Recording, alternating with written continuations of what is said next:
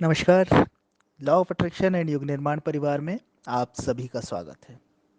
सुख और दुख दोनों के प्रति जो समान हो जाता है, दोनों के प्रति जिसकी समान दृष्टि हो जाती है, फिर जीवन में उसे आनंदित होने से कोई नहीं रोक सकता।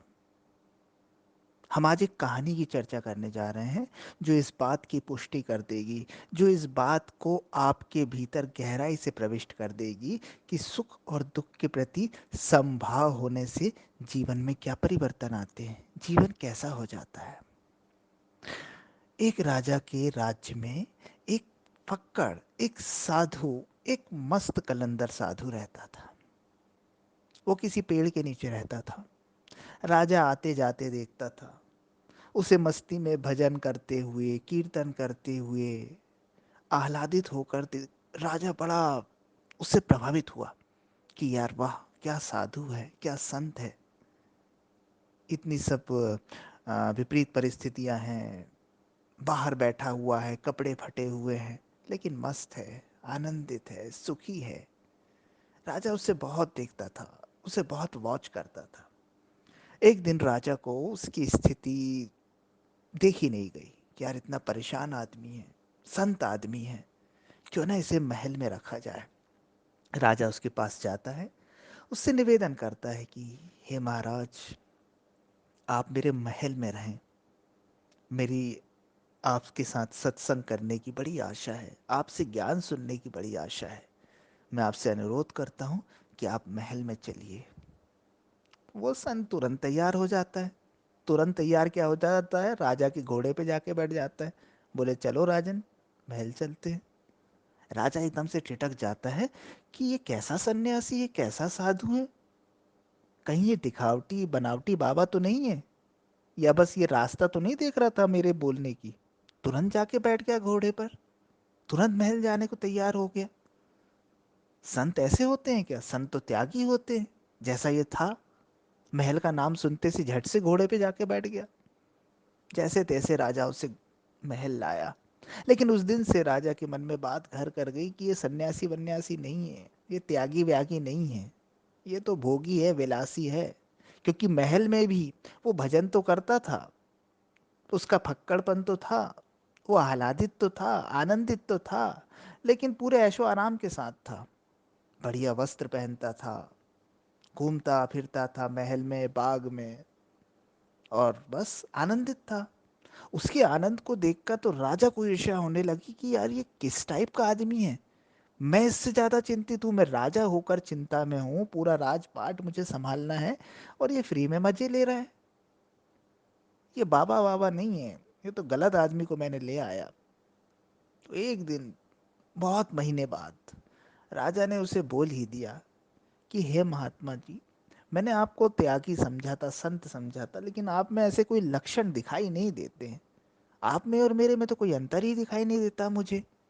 बल्कि आपसे तो कहीं कहीं मैं श्रेष्ठ लगता हूँ कि मैं जिम्मेदार हूँ प्रजा के प्रति, अपने परिवार के प्रति। आप में तो ऐसे कोई लक्षण नहीं दिखाई देते। कहीं मैंने आपको लाके गलती तो नहीं कर दी? क्या आप मेरी इस शंका का समाधान करेंगे? तो वो संत बोला, जो शंका तुम्हें पहले दिन ही मेरे प्रति हो गई थी, अगर उसी दिन पूछ लेते तो इतनी बात ही नहीं बढ़ती। लेकिन चलो, मैं कल सुबह तुम्हारी शंका का समाधान कर दूंगा। कल सुबह हमें कहीं यात्रा पे निकलना है, तो तुम तैयार रहो। राजा बोलता है ठीक है। सुबह वो साधु के पास पहुंचता है, तो साधु अपने पुराने वस्त्रों में, वही फटे हुए मस्त फकीर वाले वस्त्र में तैयार रहता है। अपना झोला टांग लेता है और राजा से बोलता है चलो राजन। दोनों चल पड़ते हैं। चलते जाते हैं, चलते जाते, राजा पूछता है कि आप कब बताओगे मुझे, कब बताओगे। ऐसा बोलते बोलते बहुत आगे निकल जाते हैं। राजा थक जाता है और वो बोलता है कि हे महात्मन, हम इतनी दूर आ गए हैं, आपको जो बताना है आप बता दीजिए। मेरा महल पीछे छूटा जा रहा है, राजपाट पीछे छूटा जा रहा है, बीवी इंतजार कर रही होगी खाने पे। मैं ऐसा बता के भी नहीं आया, मुझे लगा था 15-20 मिनट में काम हो जाएगा। हम 7-8 घंटे से चल रहे हैं, अब तो आप मुझे बता दीजिए। तो वो फकीर बोला, वो संत बोला, बोले राजा, हम अब वापस नहीं लौटना है, हम तो किसी यात्रा पे जा रहे हैं, अब हम जंगल में रहेंगे। महल वहल छोड़ो, तुम भी छोड़ो, मैंने भी छोड़ दिया, अब हम शांति से वहां रहेंगे। तो राजा एकदम से क्रोधित हो गया, अरे भाई, तुमको क्या है, तुम एक संत हो, बाबा हो, तुम छोड़ सकते हो, मैं नहीं छोड़ सकता, मेरी बीबी है, बच्चे हैं, पूरा राजपाट है, प्रजा का क्या होगा, वो लोग मेरी चिंता कर रहे होंगे, मुझे उनको संभालना है, देखना है, अपने वंश को आगे बढ़ाना है, अपनी प्रजा का भला करना है, यहाँ से आप आगे चले जाइए, मैं नहीं जाऊंगा, मैं तो वापस चला। तो बस संत वहां पे रुकते हैं और बोलते हैं, अब तुम्हें तुम्हारे और मेरे में अंतर समझ में आ गया ना, बस यही अंतर मैं समझा रहा था। मैं दुख की परिस्थिति में भी आनंदित था, सुख की परिस्थिति में भी आनंदित था। मैं परिस्थितियों का गुलाम नहीं था अपने आनंद के लिए। पर तुम हो, तुम्हें आनंद तब मिलेगा जब तुम्हारी प्रजा होगी, जब तुम्हारा परिवार होगा, जब तुम्हारे पास धन दौलत होगी, जब तुम्हारे पास राजपाट होगा, तब तुम आनंदित होगे। तुम परिस्थिति पे आधारित आनंद को पाते हो, इसलिए वो सिर्फ एक छोटा सा सुख रह जाता है, क्षणिक सुख रह जाता है, वो परम आनंद में कन्वर्ट नहीं होता। लेकिन मेरा जो सुख है वो आनंद है, परम आनंद है, क्योंकि वो किसी पर आधारित नहीं है, किसी चीज पे वो निर्भर नहीं है। मैं हर परिस्थिति, हर स्थिति में सुखी हूं, इसलिए मैं परमानंद की अवस्था में हूं। मैं सुख को खोजता नहीं हूं, मैं सुख में जीता हूं, और तुम सुख को खोजते हो। ये फर्क है राजा, तुम में और मुझ में। यही वास्तविक सन्यासी, वास्तविक संत की पहचान होती है, कि उसके लिए झोपड़ी क्या और महल क्या, उसके लिए हीरे मोती क्या और कंकड़ पत्थर क्या, उसके लिए सुख क्या और दुख क्या, वो सबके प्रति समान दृष्टि रखता है। इसलिए उसकी बुद्धि स्थिर होती है, इसलिए वो स्थित प्रज्ञ होता है। उसे इन चीजों से कोई फर्क नहीं पड़ता, ना वो भोग की चिंता करता है, ना वो त्याग की चिंता करता है। वो तो जागा हुआ है, वो तो जागृत है, हर चीज के प्रति जागा हुआ है, इसलिए वो सबसे पार है, सबके बाहर है, परम आनंद में है। तो हे राजा, आज अगर तुम इस शिक्षा से कुछ सीख सके तो इसे जीवन में अपनाने की कोशिश करना।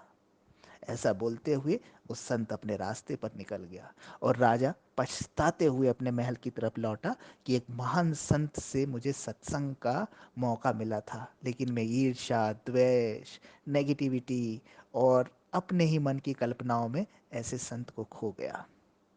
तो आप भी ऐसे अवसर को मत जाने दीजिएगा जीवन से, और अपने भीतर भी ऐसे अवसर को मत जाने दीजिएगा जहां आप सुख और दुख के प्रति सम ना हो सके, जहां आप अपने कृत्यों के प्रति जागृत ना हो सके। क्योंकि संत तो वही है जो जागा हुआ है, सफल व्यक्ति तो वही है जो होशपूर्ण है, शानदार व्यक्तित्व का मालिक तो वही है जो सुख और दुख दोनों में आनंदित है।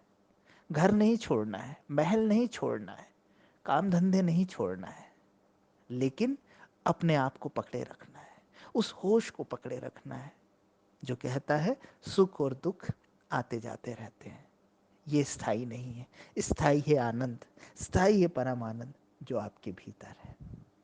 आशा है ये कहानी आपको निश्चित रूप से कुछ प्रेरणा देगी। Thank you.